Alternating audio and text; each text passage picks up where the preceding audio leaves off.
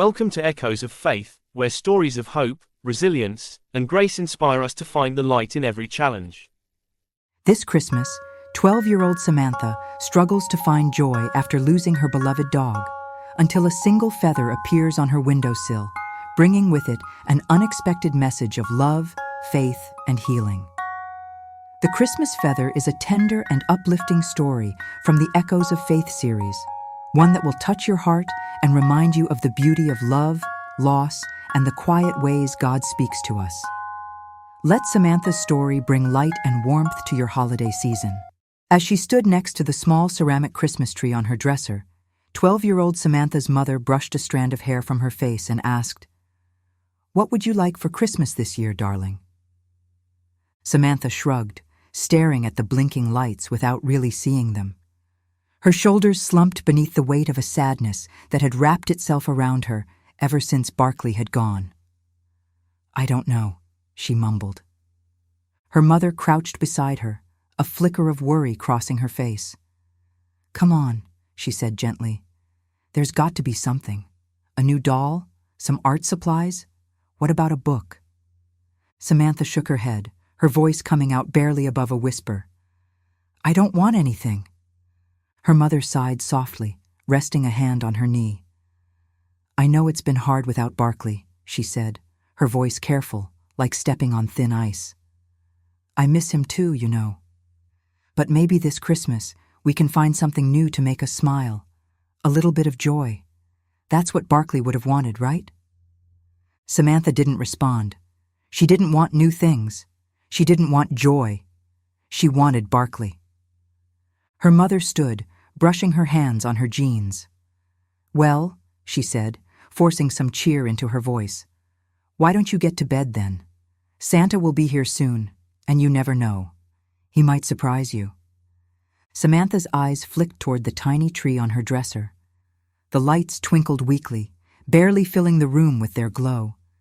Santa couldn't bring Barkley back. Nobody could. But the thought clung to her, stubborn and insistent. She hesitated at the doorway, watching her mother straighten the edge of her blanket. Then, without a word, Samantha turned back and pulled her desk chair over to her dresser. She rummaged through the drawer until she found an old piece of notebook paper and a stubby pencil. If her mom thought Santa could surprise her, maybe it was worth a try. Samantha sat cross-legged on her bedroom floor, her hands folded over the crumpled letter she'd just finished writing.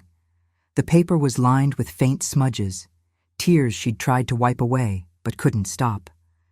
It wasn't the kind of letter she'd ever thought she'd write to Santa. No toys, no candy, no glittering baubles. All she wanted was Barkley back. Her fingers brushed against the old collar that sat beside her, its once shiny metal tag dulled with scratches.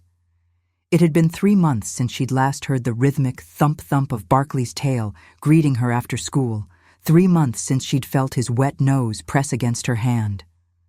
The house felt so quiet without him, so empty, like the silence had grown teeth and was chewing through everything warm and good. She sniffed, pushing away the sting of fresh tears.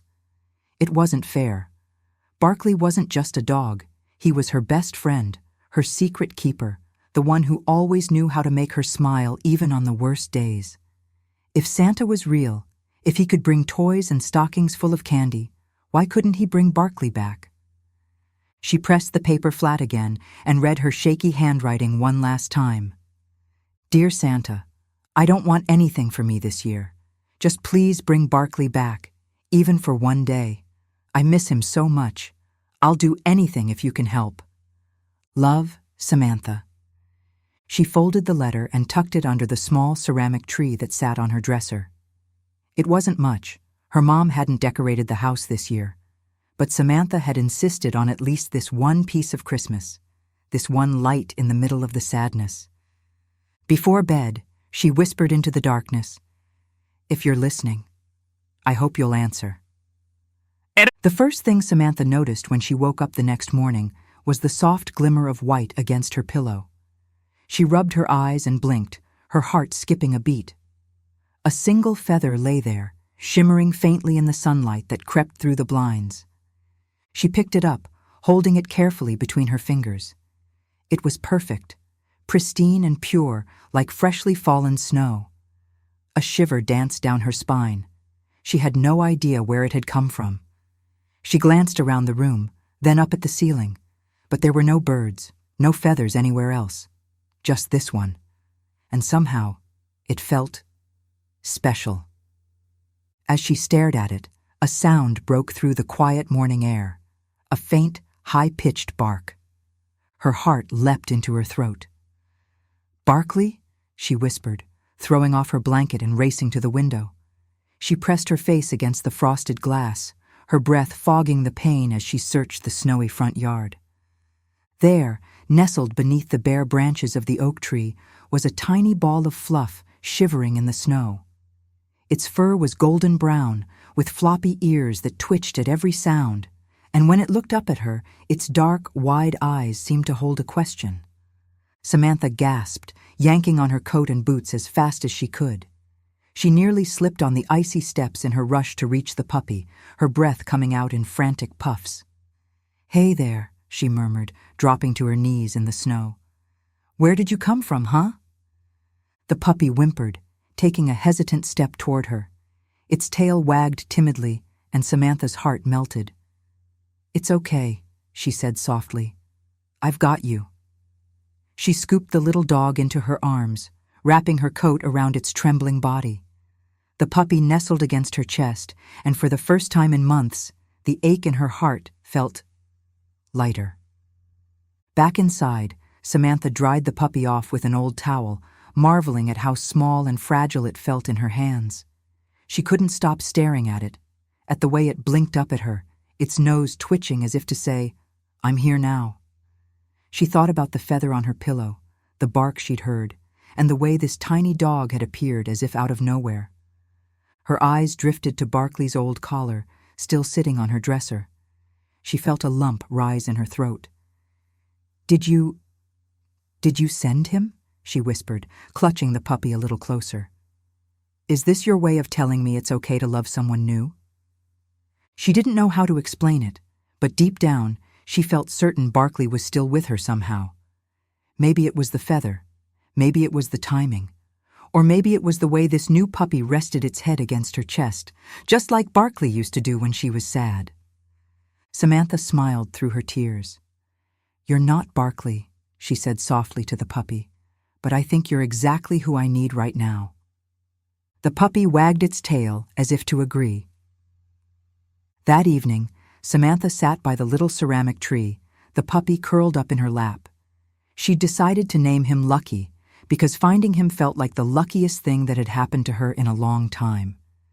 The feather still sat on her nightstand, glowing faintly in the twinkling light from the tree. As the house filled with the sound of Lucky's soft snores, Samantha picked up Barkley's old collar and held it in her hands. "I'll always love you," she whispered, her voice steady and sure.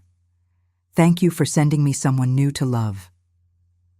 Outside, the snow began to fall again, blanketing the world in quiet. And somewhere, in the warmth of her heart, Samantha felt Barkley's paw print, as deep and steady as ever. Thank you for joining us on this journey.